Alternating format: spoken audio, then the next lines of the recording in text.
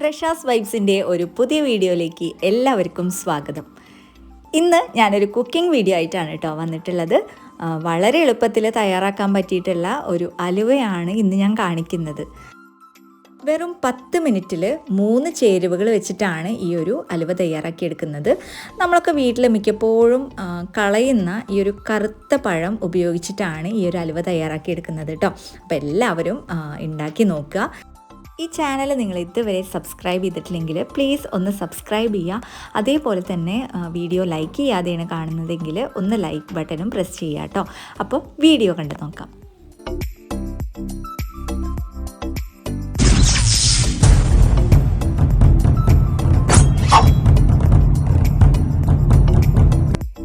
ഹലുവ ഉണ്ടാക്കാനായിട്ട് ഞാനിതാ 4 നേന്ത്രപ്പഴം എടുത്തിട്ടുണ്ട്.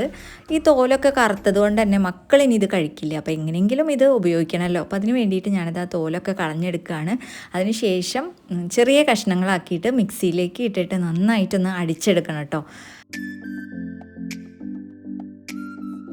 അപ്പോൾ മിക്സിയിൽ അരച്ചെടുക്കുമ്പോൾ തീരെ വെള്ളം ചേർക്കാൻ പാടില്ല കേട്ടോ. വെള്ളം ചേർക്കാതെ നന്നായിട്ട് കട്ടിയൊന്നും ഇല്ലാതെ വേണം അരച്ചെടുക്കാനായിട്ട്.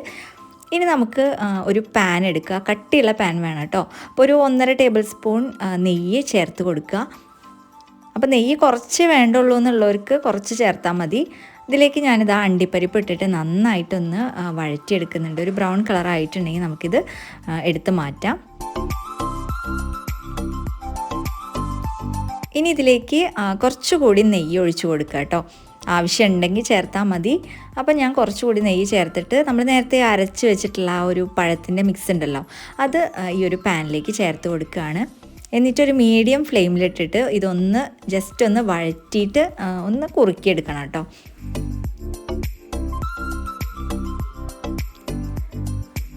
വെള്ളമൊന്നും ചേർക്കാത്തത് കൊണ്ട് തന്നെ പെട്ടെന്ന് ഇത് വെന്ത് കിട്ടും.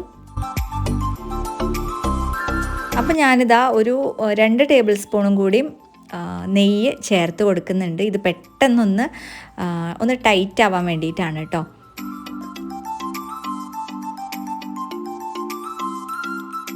ഇനി നമുക്ക് പഞ്ചസാര ചേർത്ത് കൊടുക്കാം.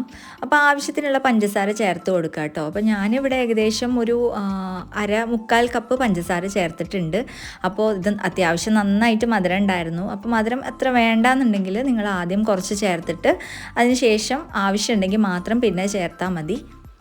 അപ്പോൾ ഈ പഞ്ചസാരയൊക്കെ ഒന്ന് മെൽറ്റായി വന്നിട്ടുണ്ടെങ്കിൽ കണ്ടോ ഇതേപോലെ ആവും.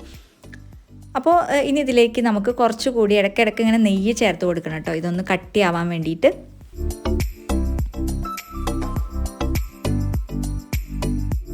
ഈ പഞ്ചസാരയൊക്കെ നന്നായിട്ട് മെൽറ്റ് ചെയ്തതിന് ശേഷം ഇതാ പാത്രത്തിൽ നിന്ന് ഇങ്ങനെ വിട്ട് വരുന്ന ഒരു പരിവാവും കേട്ടോ.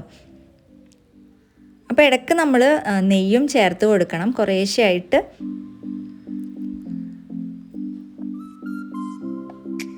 ഓരോ ടീസ്പൂൺ വീതം നെയ്യ് ചേർത്ത് കൊടുത്താൽ മതി. അപ്പോൾ പെട്ടെന്ന് തന്നെ ഇത് കുറുകിയിട്ട് എല്ലാം കൂടി ഇങ്ങനെ ഒരു സൈഡിലേക്ക് ഇങ്ങനെ വരും കേട്ടോ. ഇപ്പോൾ നേരത്തെ ഉണ്ടായിരുന്നേക്കാളും നന്നായിട്ട് ഒന്നും കൂടി ഇങ്ങനെ കുറുകി വന്നിട്ടുണ്ട്. പാത്രത്തിൽ നിന്നൊക്കെ നന്നായിട്ട് വിട്ട് വരുന്നുണ്ട്. അപ്പോൾ ഒന്നും കൂടി ആയാൽ നമുക്ക് ഫ്ലെയിം ഓഫ് ചെയ്യാം.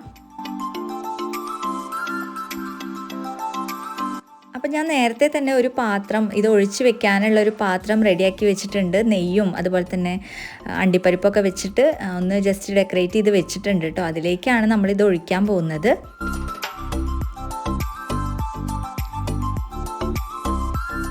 അപ്പോൾ ഏകദേശം റെഡി ആയി വരുന്നുണ്ട്.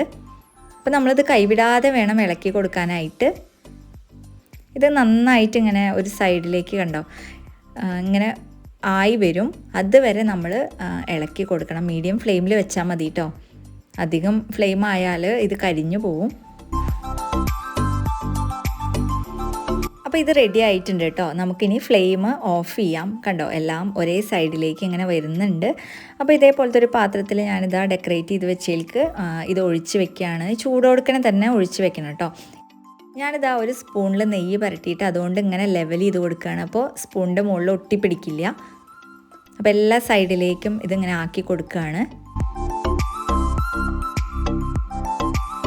അപ്പോൾ നമ്മുടെ ഹലുവയുടെ ബേസ് റെഡി ആയിട്ടുണ്ട്. ഇനി നമുക്ക് ഇത് കുറച്ച് നേരം തണുക്കാനായിട്ട് മാറ്റി വയ്ക്കാം. അതിന് ശേഷം നമുക്ക് കട്ട് ചെയ്തെടുക്കാം കേട്ടോ.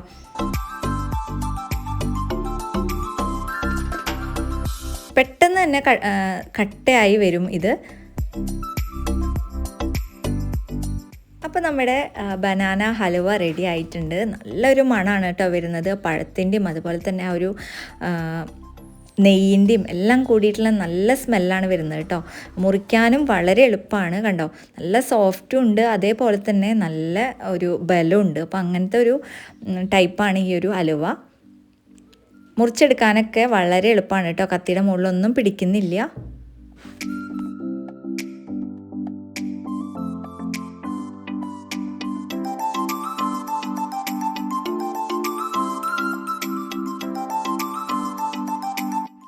അങ്ങനെ നമ്മുടെ ഹലുവ റെഡി ആയിട്ടുണ്ട്. ഞാനിതാ കട്ട് ചെയ്തുകൊണ്ടിരിക്കുകയാണ്. അപ്പോൾ എല്ലാവരും ഈ ഒരു ഹലുവ ഉണ്ടാക്കി നോക്കുക കേട്ടോ. വളരെ എളുപ്പമാണ്, മക്കൾക്കൊക്കെ നല്ല ഇഷ്ടപ്പെടും. എന്തായാലും നിങ്ങൾ ഉണ്ടാക്കി കൊടുക്കണം. അപ്പോൾ ഇന്നത്തെ ഈ ഒരു വീഡിയോ എല്ലാവർക്കും ഇഷ്ടപ്പെട്ടു എന്ന് വിചാരിക്കുന്നു. നിങ്ങൾ മറക്കാതെ തന്നെ ഈ ചാനൽ ഒന്ന് സബ്സ്ക്രൈബ് ചെയ്യുക. അതുപോലെ തന്നെ ലൈക്ക് ചെയ്യാതെയാണ് നിങ്ങൾ കാണുന്നതെങ്കിൽ ആ ലൈക്ക് ബട്ടൺ ഒന്ന് പ്രസ് ചെയ്യുക. അതുപോലെ നിങ്ങളുടെ അഭിപ്രായങ്ങളൊക്കെ ഒന്ന് കമൻറ്റ് ചെയ്യുക കേട്ടോ. അപ്പോൾ ഇനി അടുത്ത ഒരു വീഡിയോ ആയിട്ട് വരാം. Thank you for watching.